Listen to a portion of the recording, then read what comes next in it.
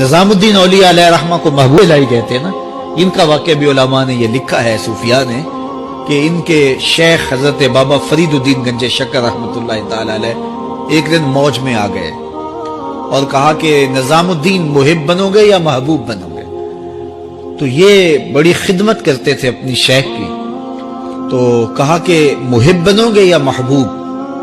تو کہا حضرت اگر اجازت ہو تو اپنی ماں کو نہ پوچھاؤں. اللہ اکبر! ان لوگوں کی مائیں بھی تو صاحب حال ہوا کرتی تھی. تو کہا کہ اگر اجازت ہو تو اپنی ماں کو نہ پوچھاؤں کہ محب بننا ہے یا محبوب بننا ہے؟ کہا جاؤ تمہیں اجازت ہے. تو گھر کی طرف روانہ ہوئے. ایک آدھ دن کا سفر کیا. راستے میں ایک فقیر تھا مجذوب، جو راستے میں بیٹھا تھا. حالت اس کی عجیب سی تھی. تو یہ سلام کر کے گزرنے لگے تو وہ مسکرا کے بولا محب بنو گے یا محبوب؟ تو حیرت زدہ ہو گئے کہ اسے کیسے پتا چل گیا، یہ تو میرے شیخ کا اور میرا راز ہے. تو رک گئے. کہا کہ حضرت اگر آپ بتا دیں تو بہت اچھا ہو. کہا نہیں ماں سے پوچھو، جو وہ بتائے گی وہی بن جانا، اور اگر ماں نے نہ بتایا تو کل آ جانا، اسی وقت یہاں ملاقات ہوگی، پھر میں بتا دوں گا. خیر چلے. رات کو پہنچے، والدہ کی خدمت میں سلام پیش کیا، پاؤں دبائے اور کہا کہ شیخ موج میں آ گئے اور کہا محب بنو گے محبوب بنو گے؟ تو میں نے کہا ماں سے پوچھ لوں. تو میں اماں جی آپ سے پوچھنے آیا ہوں، راستے میں یہ واقعہ بھی ہوا. تو ماں نے کہا کہ بیٹے تم صبح ناشتہ کر کے پلٹ جانا، اور وہ جو راستے میں تیرے دل کی بات بوجھ گیا وہ کوئی صاحب حال تھا، وہ تمہیں صحیح بتا سکے گا کہ محب بننا کہ محبوب بننا.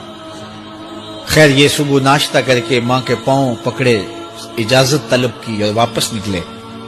اور وہاں جا کے دیکھا تو کوئی فقیر نہیں ہے. بڑے حیرت زدہ ہوئے. دائیں بائیں سے پوچھا کہ یہاں کل ایک بابا بیٹھا تھا. کہا وہ تو کل کے فوت ہو گیا. تو کہا اس کی قبر کہاں ہے؟ کہا قبر کس نے بنانی تھی اس کی؟ وہ گندگی کے ڈھیر پہ لوگوں نے پھینک دیا.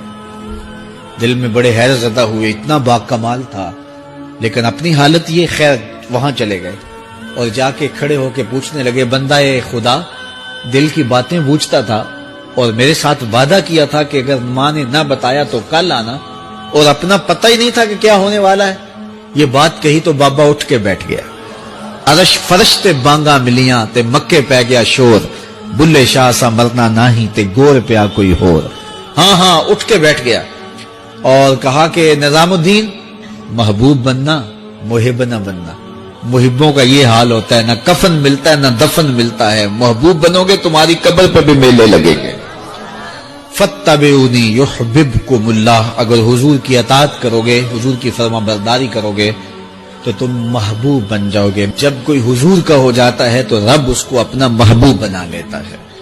تو حضور کی محبت خدا کی محبوبیت کا ذریعہ ہے.